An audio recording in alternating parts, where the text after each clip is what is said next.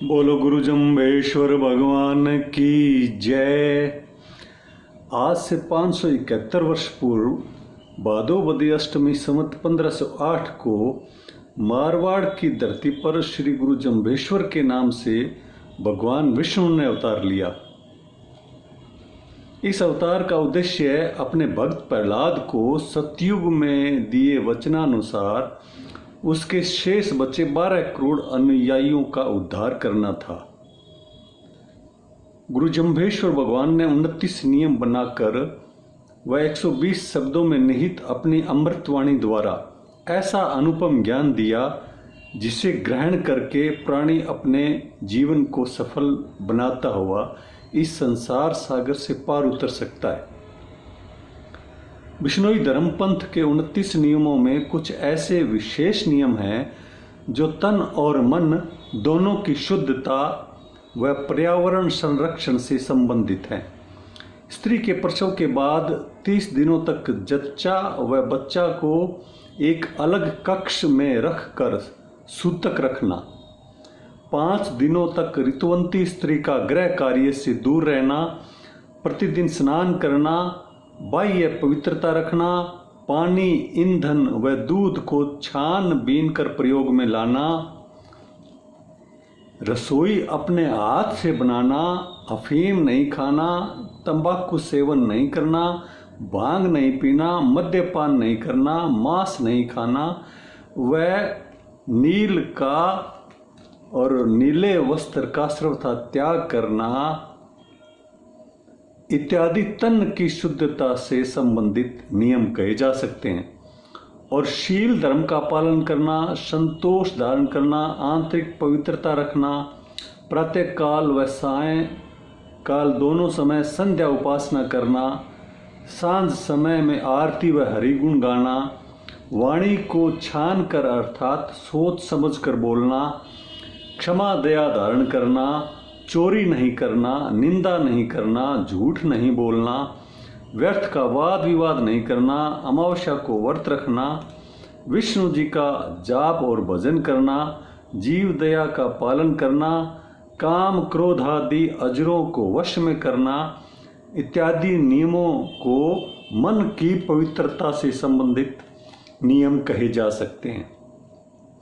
निष्ठा और प्रेम पूर्वक नित्य हवन करना, हरा वृक्ष नहीं काटना जैसे नियमों पर्यावरण संरक्षण से संबंधित हैं। वह जीव दया का पालन करना, ठाठ अमर रखना अर्थात बैल, बछड़ा, कचड़ा, बकरा आदि को कसाई के हाथ में न बेचना, बैल को बधिया अर्थात नपुंसक नहीं करना आदि नियम जीवों पर दया करने से संबंधित हैं। इस प्रकार इन 29 नियमों के पालन करने से ही मानव मात्र व विश्व का कल्याण संभव है। 29 नियमों के अतिरिक्त शब्दवाणी के 120 शब्दों में मानव कल्याण के कई विषयों का उल्लेख है। जैसे पाखंड के विरुद्ध शब्द संख्या 42 में कहा है कि ओम आयसा काहे काजे खे बखरूड़ो सेवो भूत मसाणी अर्थात हे श्रीमान, तुमने अपने शरीर पर राख की बबूत किस लिए लगाई है, अपनी काया धूमिल क्यों की है, तुम शमशान में बैठकर भूतों की पूजा क्यों करते हो और करवाते हो, यह पाखंड क्यों करते हो। शब्द संख्या 43 में कहा है कि थे कान चिराओ चिरगट पैरो ऐसा यह पाखंड तो जोग न हुई, जटा बधारो जीव सिंगारो ऐसा यह पाखंड तो जोग न हुई अर्थात हे श्रीमान, आप लोग कानों में छेद करते हो और उनमें मुद्रा पहनते हो और ऐसा करके अपने को योगी कहते हो, परंतु यह योग नहीं बल्कि पाखंड है। जीव हत्या करते हो और फिर केवल जटा बढ़ा लेने से कोई योगी नहीं बन जाता, यह तो पाखंड है, योग नहीं है। शब्द संख्या 45 में कहा है कि विन पाए चिए पग दुख पावे, अवधु लोहे दुखी सकायो, पार ब्रह्म की शुद्ध न जानी तो नागे जोग न पायो अर्थात हे अवधूत, तूने जो अपने पांव में जूते नहीं पहन रखे हैं इससे तो तुम्हारे पैर ही दुख पा रहे हैं। जूतों के इस मिथ्या त्याग का फल केवल दुख ही है, सुख नहीं है। तुम्हारा यह लोहे का कच्छ भी शरीर को कष्ट ही देता है। यह योग के लक्षण नहीं है, क्योंकि योग कभी कष्ट नहीं देता, परंतु तुम्हारे पैर तो बिना जूतों के कष्ट पा रहे हैं और तुम्हारा शरीर लोहे के कच्च के कारण कष्ट पा रहा है। यह कैसा योग है? तुमने पर ब्रह्म परमात्मा का तो कभी ध्यान नहीं किया और न ही उसके भेद को जाना। फिर नंगे रहने से कोई योगी कैसे बन सकता है? योगी वह है जिसने अपने आप को परमात्मा से जोड़ लिया है और आत्मा व परमात्मा का योग अर्थात मिलन होने से वह सदा सुखी और आनंदित रहता है। शब्द संख्या 71 में कहा है कि भूत प्रेती जाखा खानी यह पाखंड परवाणो बल बल कुकस काय दलीजे जा मैं कणु न दाणो। अर्थात भूत प्रेत और पिशाच इत्यादि की पूजा करना व्यर्थ है और यह पाखंड का ही खेल व प्रमाण है। जैसे कोई अपनी पूरी शक्ति लगाकर थोथे, डूरे, कुकस अथवा भूसे को बारंबार पीसता है या दलता है, परंतु उनमें अन्न का एक दाना भी नहीं निकल सकता, तो फिर ऐसे डूरे, कुकस अथवा भूसे को क्यों दलते हो? इसी प्रकार भूत प्रेत इत्यादि की सेवा या पूजा में व्यर्थ समय क्यों गंवाते हो? क्यों परिश्रम करते हो? उनमें कण तत्व रूपी आनंद नहीं है। शब्द संख्या 90 में कहा है कि जानत भूला महापापी बहुत दुनिया बोलाए से दिल का कूड़ा कुड़ियारा उपंग बात चलाए से। अर्थात डोंगी और पाखंडी को यह मालूम होता है कि वह पाखंड कर रहा है, परंतु फिर भी डोंग पाखंड करने से बाज नहीं आता और अपने स्वार्थ के लिए जानबूझकर पाखंड का खेल खेलता है और दुनिया को भ्रम में डालता है।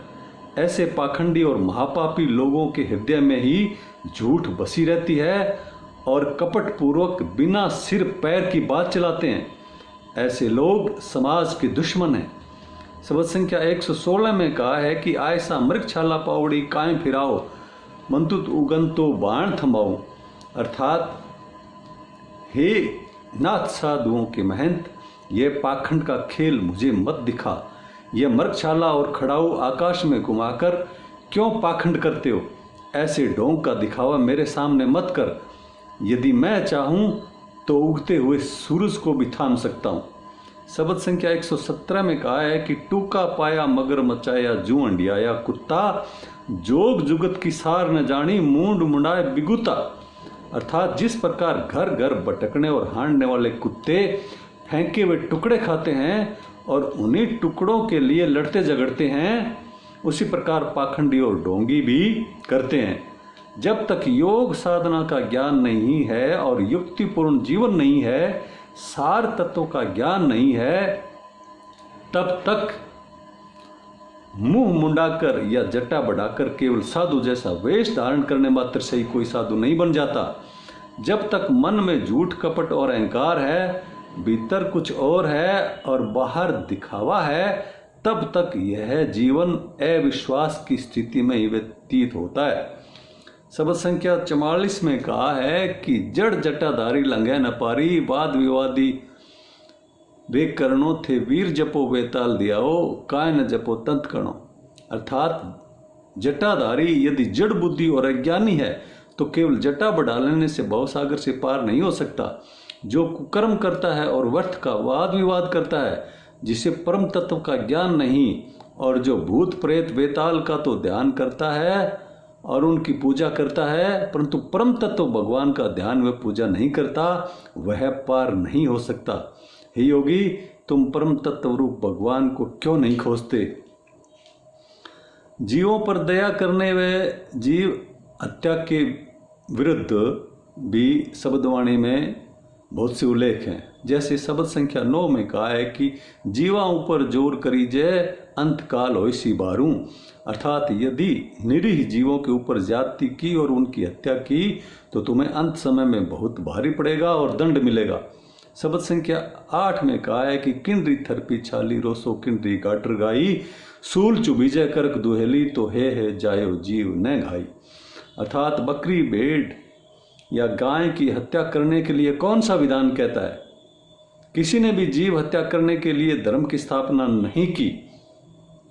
तो मैं तो यदि कांटा भी चुभ जाए तो बहुत दर्द महसूस करते हो, तो फिर बेजुबान जीवों की हत्या करके मांसाहार क्यों करते हो? शब्द संख्या 11 में कहा है कि रे बिन ही गुण जीव क्यों मारो, थे तक जानो तक पीड़ न जानो। अर्थात बिना कोई गुनाह किए ही जीवों का संहार क्यों करते हो?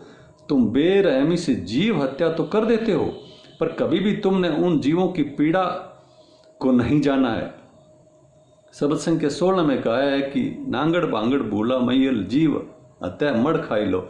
अर्थात नंगे साधु भांग पीने वाले पाखंडी लोगों को भूल कर भी गुरु मत मानना। ये लोग अज्ञानी हैं। जीवों की हत्या करके मुर्दा खाने वालों की संगत मत करना व न ही उनके धोखे में आना। शब्द संख्या 43 में कहा है कि जटा बधारो जीव सिंगारो, ऐसा ही पाखंड तो जोग न हुई। अर्थात तुम अपने सिर व मुंह की जटा बढ़ाते हो और योगी जैसा वेश बनाते हो, फिर भी यदि जीव हत्या करते हो तो यह कैसा योग है?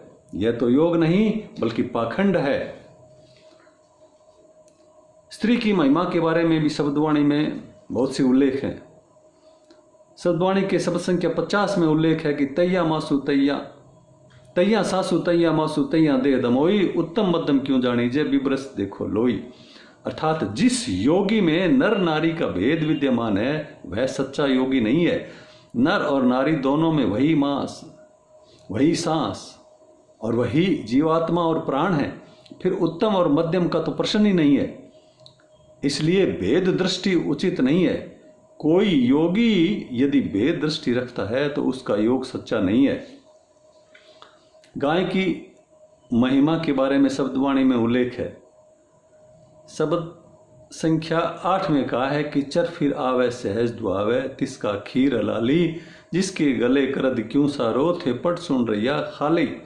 अर्थात जो गाय अपने आप वन में घास चर के वापिस आपके पास सहज ही दूध देने के लिए आ जाती है, उसी गाय के अमृत में दूध को तो तुम पीते हो, खीर बनाकर भी खाते हो।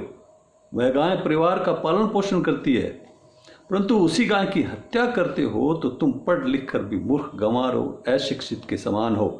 गाय का दूध पीना तो माना तुम्हारा अधिकार है, परंतु क्या उसी गाय की हत्या करना तुम्हारा अधिकार है? बिल्कुल नहीं है। सच्चे गुरु के लक्षणों के बारे में शब्दवाणी में उल्लेख है।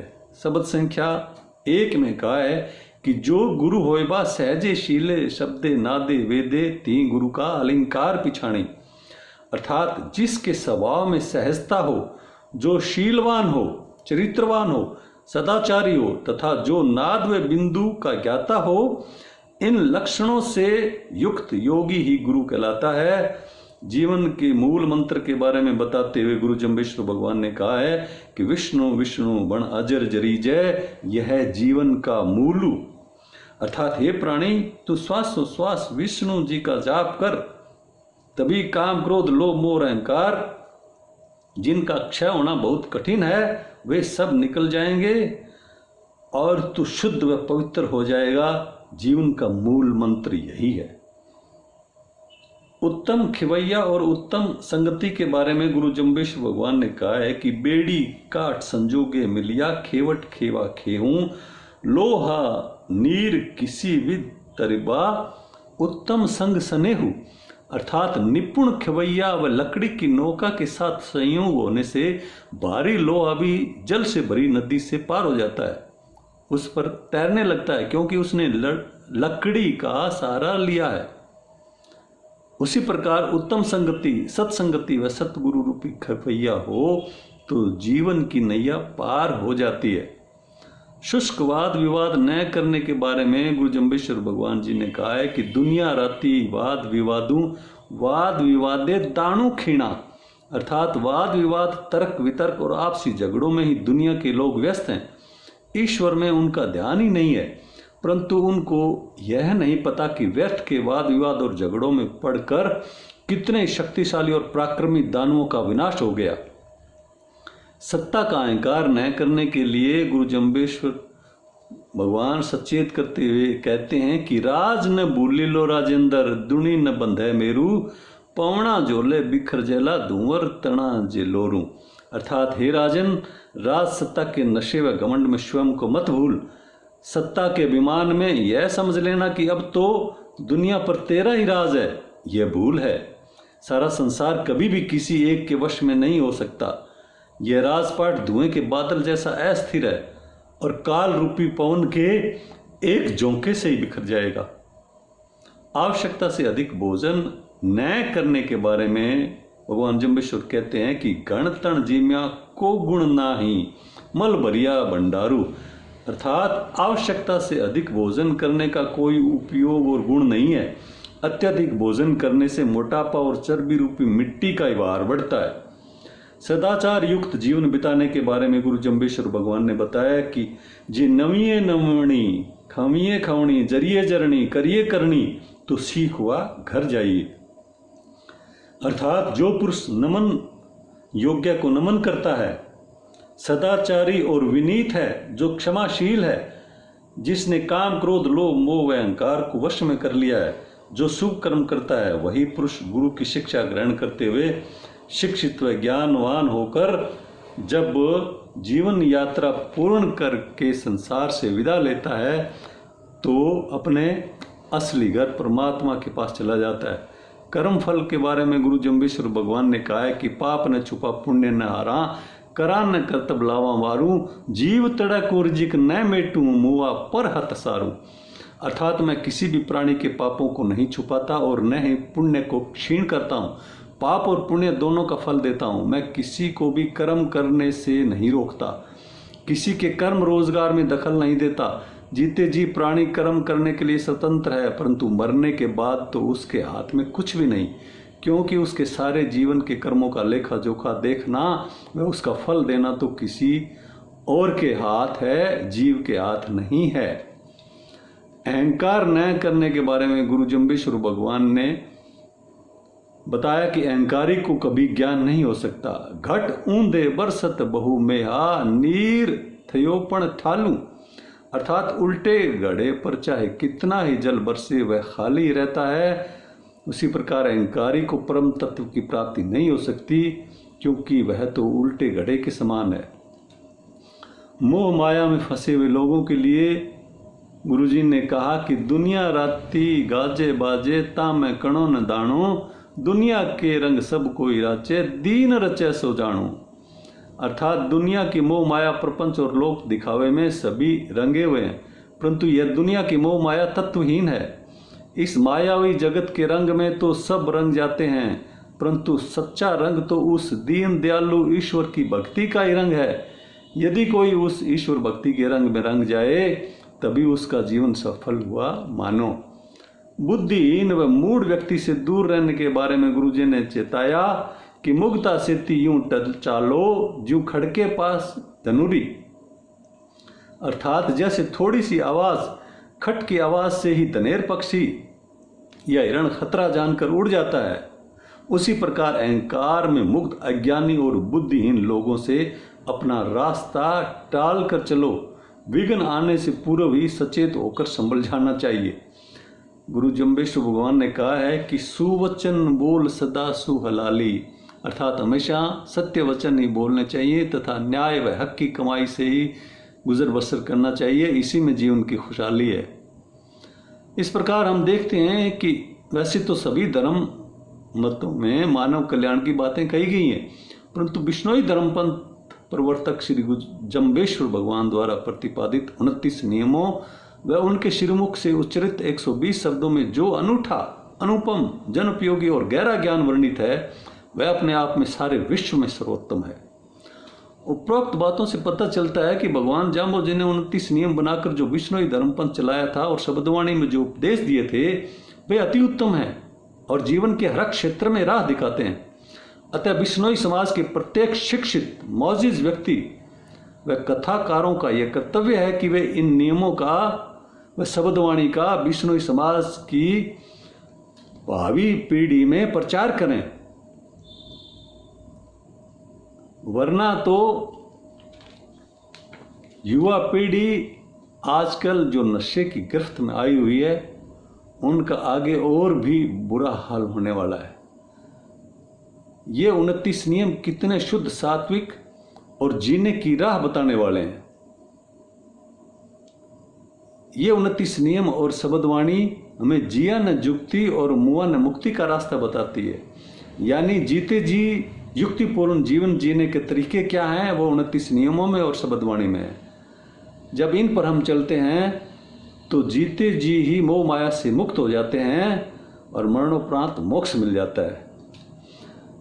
इसी उद्देश्य से मैंने व मेरे मित्र श्री पृथ्वी सिंह गिल्ला, सेवानिवृत्त ZMU ने बिश्नोई समाज संस्कार परीक्षा नाम से एक अभियान चलाया है और हम इस अभियान के तहत गांव-गांव में जा कर के बिश्नोई बच्चों, युवाओं, महिलाओं और पुरुषों की एक परीक्षा भी करवाते हैं, जिसमें पहले भाग के तहत 50 प्रश्न तैयार किए गए हैं।